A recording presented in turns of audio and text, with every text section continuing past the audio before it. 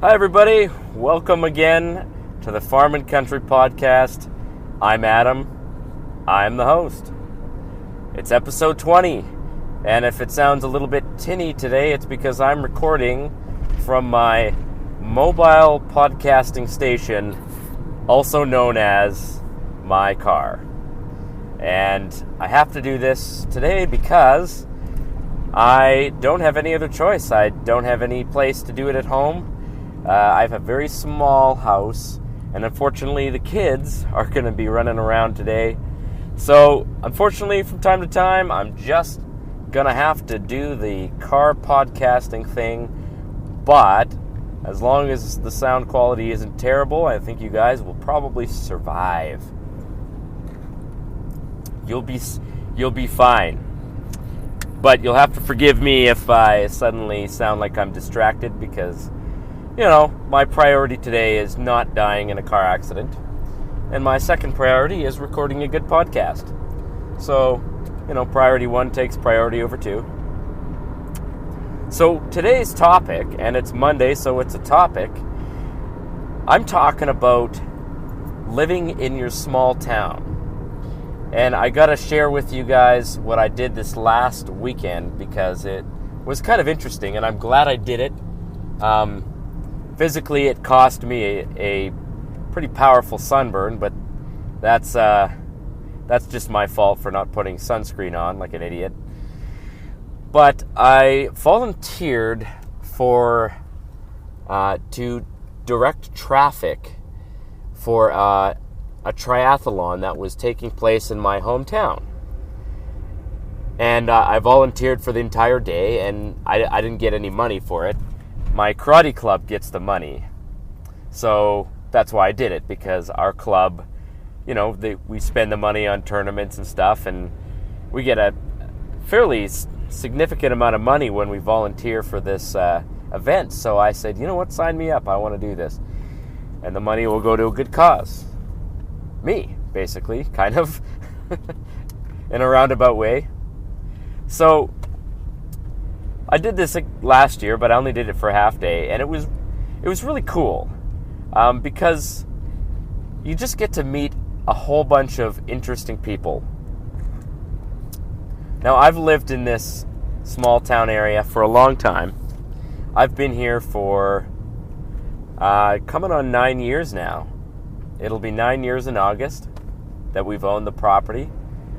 And 9 years is a long time. You get to know people over 9 years. You get to know the community over 9 years. And today I want to talk about how to make friends in a place that you've never been before.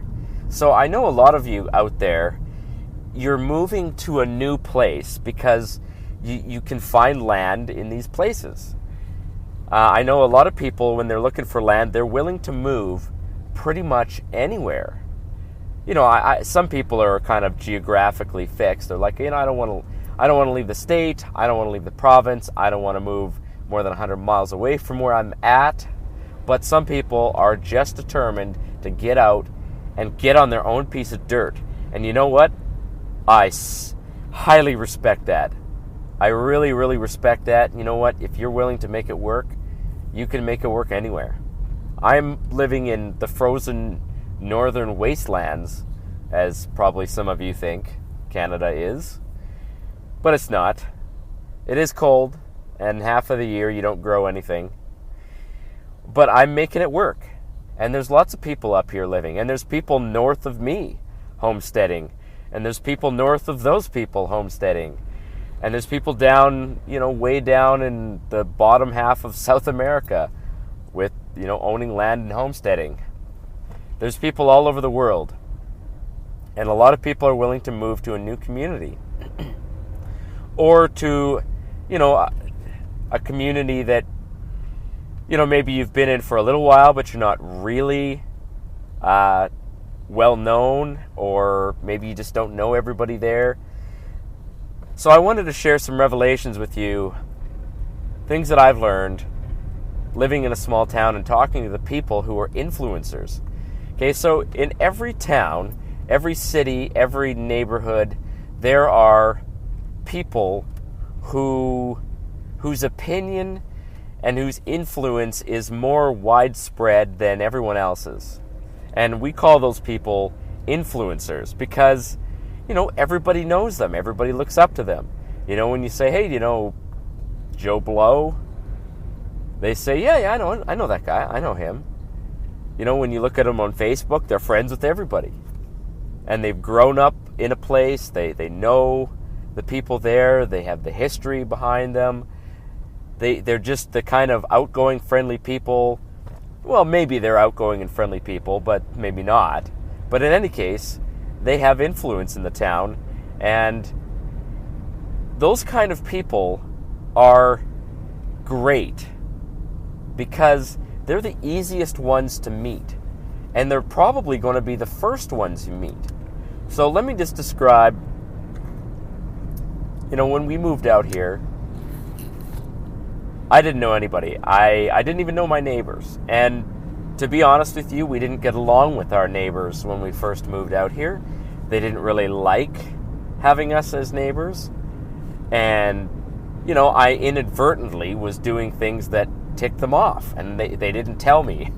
Or they would call, the bylaw officers and the conservation officers, and they would complain to the SPCA. And they just were just being a generally kind of douchey behavior. And it was a challenge. It was a real challenge. They even confronted us over the fact that we were homeschooling our kids. Or, well, at the time we just had one kid. But we were homeschooling her. And they said, well, is that even legal? Are you allowed to do that? What are you teaching her? And they just made a big deal. They even called child services on us. I mean, they were just not being cool people. And as much as I take responsibility for the things that I did that kind of annoyed them, the bottom line is they didn't like us. And they were doing their level best to kind of drive us out. And it was just uncool behavior all around. And I had to really stretch myself and push to be a good neighbor when on their end they hadn't done the same thing. So that's number one lesson, guys. I'm going to tell you probably 3 things here. I haven't really planned out this episode in really rigid detail like I normally do, but I got some great tips for you guys on how to make friends in your new community. And the number one thing that you got to do is that you got to bend. You got to forgive. Okay? Forgiveness is divine. You've got to overlook some of these early slights. When you move to a new neighborhood and your neighbors start calling and complaining that your grass is too long, that your dog is barking, or whatever, your leaves are falling on their lawn, just roll with it for a little while, because that's how people act when they don't know any other way to act. I'm going to share something with you guys that you might not know, but there are some people out there that never grow up. Their voice cracks like mine just did, but they behave like children even when they're 80 years old. And it's discouraging to see that, but it is what it is, right? There are some people out there who just never get over that childish behavior. And so they'll constantly be looking for faults in you or something like that. And they'll be complaining about you, they'll be talking about you, but they might not do it to your face. And it's a really Canadian thing to not confront people. One thing about Canadians that we don't do well is we don't handle confrontation very well. We're not very good at calling somebody up and saying, "Hey, your dog crapped on my lawn. I appreciate that you're there, but you really need to clean that up. Thank you. Bye-bye." People just don't do that. It's very hard for people to do that. And I don't know if that's a Canadian thing. I think that's just a human thing. Because we just don't like confronting other people. I know I'm not a big fan of it. People who know what I do for a living probably would be surprised to hear that, but I don't really like confronting people, especially if they're people that I know. My wife, I'd hate to have to talk to her. It's awkward to have to confront people about things. But it is sometimes necessary. So the number one thing that you've got to be is you've got to be forgiving. You've got to be thick-skinned. Remember that you're moving into their territory. You're disrupting their little bubble. The people who live in a small town are living in a bubble, guys. As much as I hate to say it, people living in a city they might get that way too in a gentrified neighborhood where, it's really an elderly place and there's not a lot of movement. But that's really rare. In a city, people are accustomed to getting new neighbors. They're accustomed to movement. And to a degree, in a smaller town, people are accustomed to that too. But, when you move into a very rural area, you're breaking the bubble and you're bursting people's sort of comfort zone. And that's disruptive to their mental state. From us people who are accustomed to living in the city, I've lived in the city for, all of my adult life up until 9 years ago. And I still work in the city, and I'm accustomed to being in the city. So I don't have an issue with adapting to new things. I'm very flexible that way. I can't touch my toes, but I can adapt to new situations. But people, if they've been doing the same thing for 30 years, they don't really want to change. And you came in with your stupid new life and just ruined it for them. I'm going to share with you a story of talking to another neighbor, and you'll see how people sort of develop this bubble. So, how did I resolve the situation? My neighbors were being straight up rude. They were being mean and cruel, unnecessarily aggressive in their dealings with us. Well, I was forgiving. Was the number one thing. It upset me. But I called them up and I said, hey, listen, we're not getting off on the right foot here. We need to talk about this. Now, one thing that I can do well, once I get the nerve to do it, is I'm really good at, getting along with people after being in a conflict with them. So when I get into a fight with somebody or I get into some kind of a conflict, I'm very good at making peace with them. And not everybody is going to be very good at that on their end, because it does take two people. You can't make peace for the other person. And if they choose to live in hostility towards you, well, you can't do much about that other than just constantly doing things that make peace. So, there's a parable in the Bible, and I don't have my Bible open right now, but it's called the parable of the unjust steward. And why I'm saying this is a complete non sequitur, you're thinking, what the heck is he switching from getting along with neighbors to talking about a parable from the Bible? But it absolutely relates, and if you don't like the Bible, too bad. You're going to listen to the story, and you're probably going to understand why when you hear it. It's called the parable of the unjust steward. So there was a steward working for a rich guy, and the rich guy said to the steward, hey, you know what? I'm firing you, buddy. You're not doing a very good job. I'm letting you go. Now the steward is thinking to himself, oh my God, what am I going to do? This is all I know how to do. So I'd better do something here before I lose my bread and butter. I don't know how to dig ditches, and I'm too ashamed to beg. So what he did is he called in the creditors who owed the rich man money. And these are guys who couldn't pay their bill. And so, excuse me, he sat down with the creditors and he said, okay, how much do you owe my master? And one guy said, well, 1,000 bushels of wheat. And so the steward said, okay, take your bill and make it $800. Can you pay $800? So they did. So the guy managed to go out and collect a bunch of debts for the master. And in doing so, he not only saved his job, but he also made friends in the community by sacrificing, right? By sacrificing, he made friends in the community. His reasoning was, well, if I go out and I do a couple favors for these people, maybe they'll invite me into their homes when I lose my job. So the master came and commended the steward for his shrewdness. So what is the lesson for that parable, guys? It's when you scratch somebody's back, they're going to scratch yours. That's it. That's the lesson I get from that parable. You scratch someone's back, they'll scratch yours. Now everybody says, well, when he does something for me, then I'll do something for him. When that guy starts respecting me, I'll respect him back.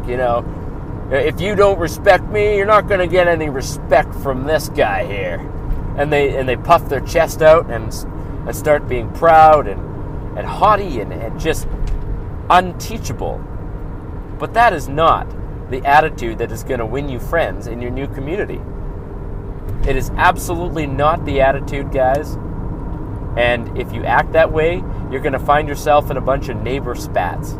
You're going to find yourself not getting along with neighbors.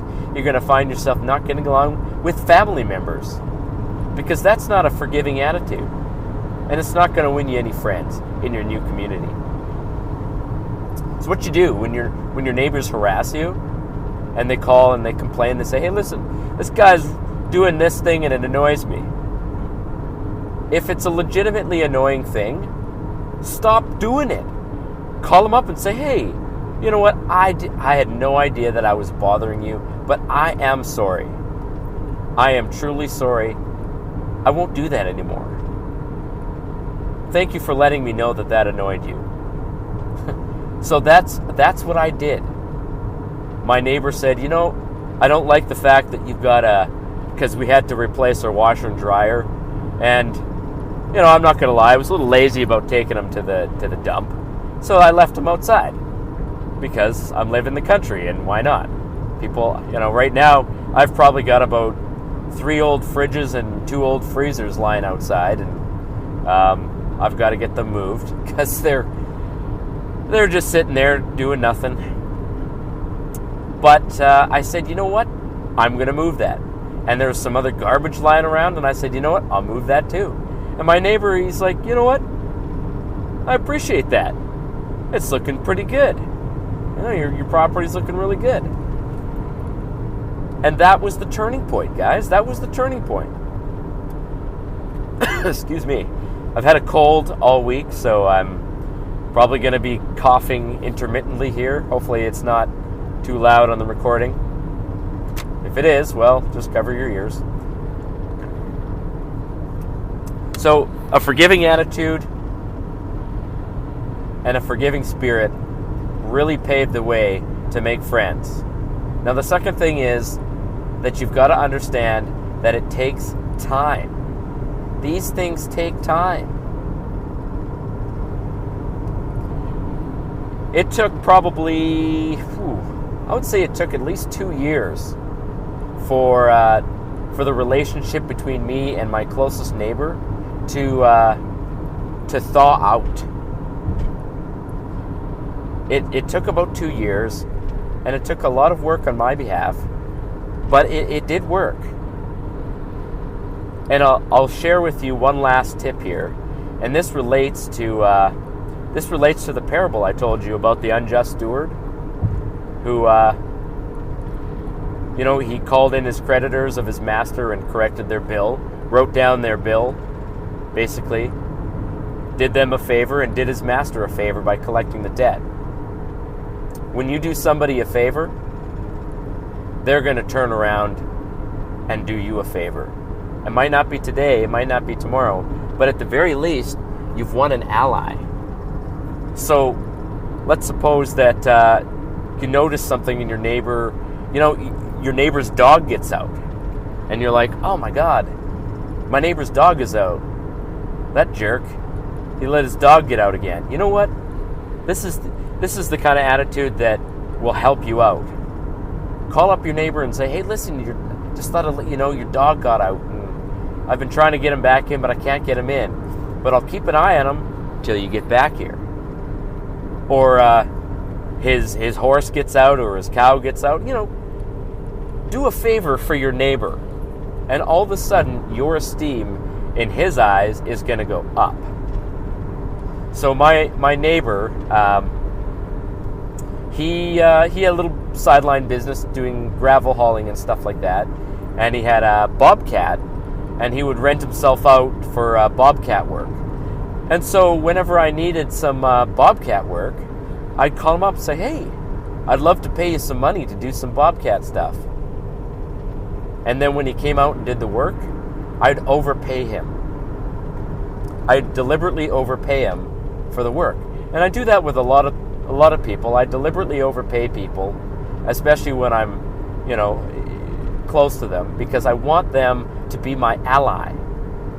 At some point in time, that relationship is going to pay off for me. Even if it's just in knowing that I've got a neighbor who's got my back. And you know what? When things get bad, having a neighbor who's got your back is basically like having money in the bank. When your neighbor's close enough to you and he says, you got to move some stuff, let me help you out. Your truck's stuck in the mud, let me come over and let me help pull you out. That's the kind of neighbor you guys want to cultivate. And it takes time and it takes an effort from you. You have to be the one to initiate that. They're not going to. Because let's face it, people are selfish. They don't want to help you unless there's something in it for them. But when you do a favor for someone else, it sort of creates this thing in their mind where now they feel like they owe you. They feel like they owe you. And you never want to hold it over their head and be like, well, I did a favor for you. Well, you know what? Do favors and don't expect anything in return. I know I'm hitting a lot of topics that you guys probably know are coming from the Bible. I'm not sorry about that. It works, guys. These things actually work. I'm living proof that they do. I'm walking living proof that these principles, they work. Get along with your neighbor. This is how to do it. So I thought I'd finish off by telling you one last final story. There's a lady who's she's a Christian, and she is a good friend of mine. She's a black belt in karate, and she is sort of the second in command of our karate club.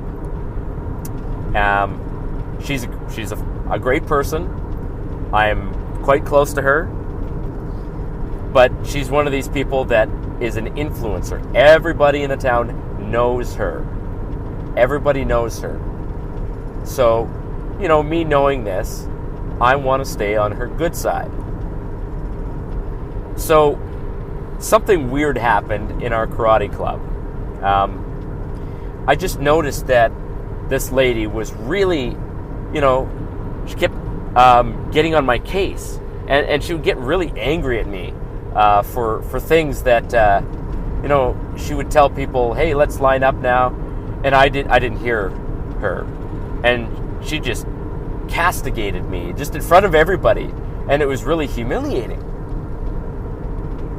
And then, you know what? Later on, almost the same, I think it was the same day or the same week, she was lecturing everybody about something, and I was just standing there, and she said to me, do you have something to add? Or she said something to me that was just really off the wall, as if I was, doing something wrong. And I went up to her later. I said, I don't know why you said that to me. I was totally on board with what you were saying. I wasn't disagreeing with you at all. You were right to say that. And she's like, well, I don't feel like you respect me. And I was just flummoxed. I was absolutely astonished, because I thought I was doing everything in my power to be respectful. I'm a very respectful person. I'm not a smart ass when it comes to these things. I take my martial arts very seriously. I take the class pretty seriously. I sometimes joke around, but I am always doing it. I'm always mindful of the tone, and I'm trying not to be inappropriate. And a couple of times I got barked at. And I realized that she had this impression that I wasn't respecting her. She was misreading my body language, was what was happening. She was completely misreading my body language. And so I was standing there like nodding when she was saying something, and she thought I was disagreeing or something. It was really weird. But you know what? She was at least very upfront about it, which was something I appreciated. Maybe a little bit too upfront about it.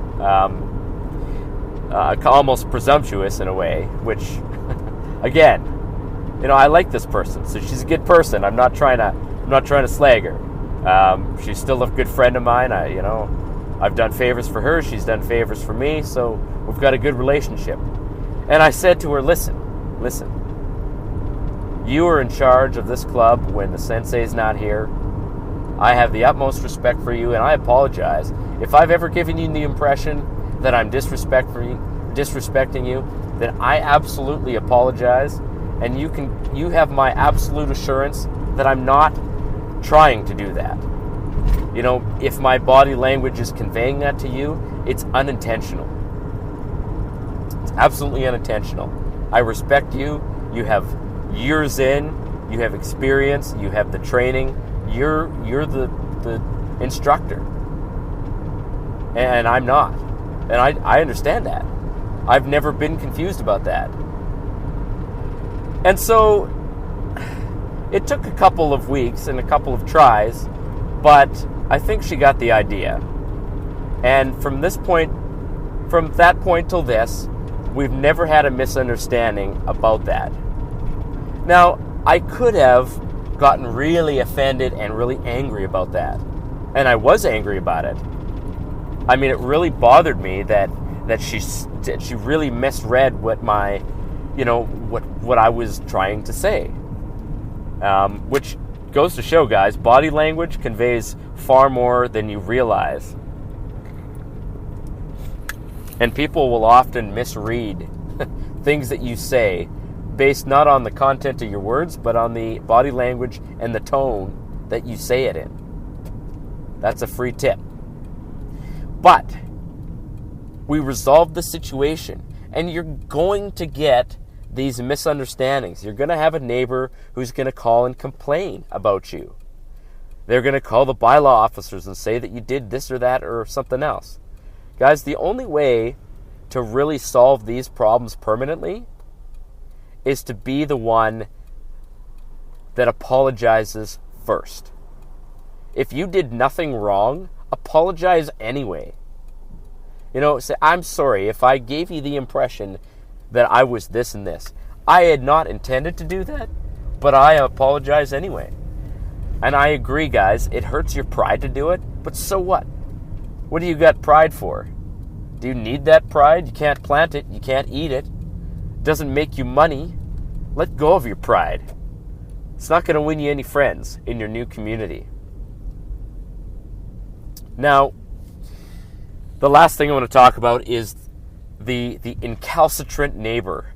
Now, if you know what the word incalcitrant means, it means the neighbor who refuses to bend, the inflexible person, the person who is somebody you can't deal with no matter how hard you try. What do?